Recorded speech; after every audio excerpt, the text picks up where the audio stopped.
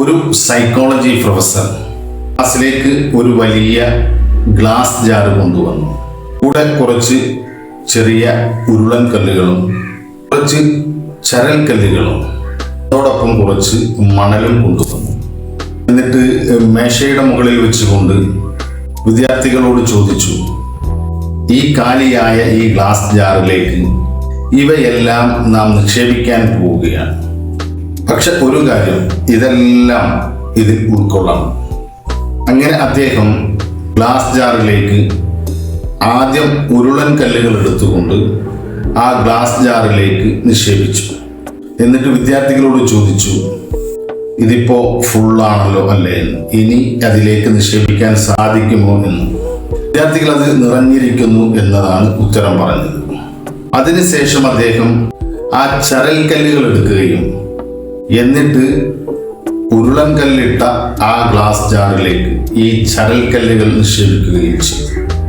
നല്ലവണ്ണം ഷേക്ക് ചെയ്ത് കഴിഞ്ഞപ്പോൾ ആ മുഴുവൻ ചരൽ കല്ലുകളും അതിൽ നിക്ഷേപിക്കാൻ കഴിഞ്ഞു. ഇനി ബാക്കിയുള്ളത് മണലാണ്. അവസാനമായി അദ്ദേഹം ആ മണലും ആ ഗ്ലാസ് ജാറിലേക്ക് ഇട്ട് നല്ലവണ്ണം ഷേക്ക് ചെയ്തു. നല്ലവണ്ണം കുലുക്കി ആ മണൽ കൃത്യമായി ഈ ഉരുളൻ കല്ലുകളുടെയും ചരൽ കല്ലുകളുടെയും ഒക്കെ ഇടയിലുള്ള ഗ്യാപ്പിലേക്ക് നിറഞ്ഞുകൊണ്ടിരുന്നു. അങ്ങനെ അവസാനം അദ്ദേഹത്തിന് ആ മണലും അതിൽ നിക്ഷേപിക്കാൻ കഴിഞ്ഞു. എന്നിട്ട് അദ്ദേഹം കുട്ടികളോട് ചോദിച്ചു, വിദ്യാർത്ഥികളെ, ഞാൻ ആദ്യം ഈ മണലായിരുന്നു ഇതിലേക്ക് നിക്ഷേപിക്കുന്നത് എങ്കിൽ എന്ത് സംഭവിക്കും? അപ്പോ വിദ്യാർത്ഥികൾ പറഞ്ഞു, ആ മണൽ മുഴുവനായി ആ ഗ്ലാസ് ജാറിനെ കീഴടക്കണം. മണൽ ഇട്ടുകഴിഞ്ഞാൽ പിന്നെ ഈ ചരൽ കല്ലുകളോ ഉരുളൻ കല്ലുകളോ അതിൽ നിക്ഷേപിക്കാൻ കഴിയില്ല.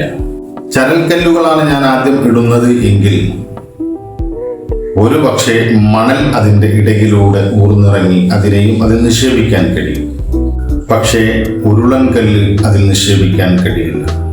അതുകൊണ്ട് നാം എന്ത് ചെയ്യുമ്പോഴും എപ്പോ, എങ്ങനെ, എവിടെ ചെയ്യണമെന്ന് നമുക്ക് കൃത്യമായ ധാരണയുണ്ടായിരിക്കണം. ഒരു പ്രയോറിറ്റി ലിസ്റ്റ് തന്നെ നമുക്ക് വേണം.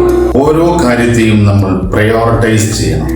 നമ്മുടെ ഫാമിലി, നമ്മുടെ കരിയർ, നമ്മുടെ മറ്റു റിലേഷൻഷിപ്പ്, അങ്ങനെയുള്ള കാര്യങ്ങൾക്ക് നാം നമ്മുടെ സമയം ചിലവാക്കുമ്പോൾ കൃത്യമായ പ്രയോറിറ്റി ഉണ്ട് എങ്കിൽ ഇതിനെ എല്ലാം ഉൾക്കൊണ്ടുകൊണ്ട് നമുക്ക് പോകാൻ കഴിയും.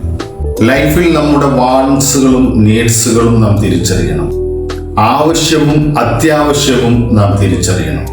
എന്താണ് എനിക്ക് ആവശ്യമുള്ളത് എന്നും അത്യാവശ്യങ്ങളും ആവശ്യങ്ങളും അനാവശ്യങ്ങളും തിരിച്ചറിഞ്ഞ് പ്രയോറിറ്റി നൽകിക്കൊണ്ട് ജീവിച്ചാൽ നമുക്ക് എല്ലാറ്റിനും സമയവും ധനവും ഹാപ്പിനെസ്സുമെല്ലാം നമുക്ക് എല്ലാറ്റിലും കണ്ടെത്താൻ കഴിയും. അതുകൊണ്ട് ജീവിതത്തിൽ എല്ലാറ്റിനും ഒരു പ്രയോറിറ്റി നിശ്ചയിക്കുക.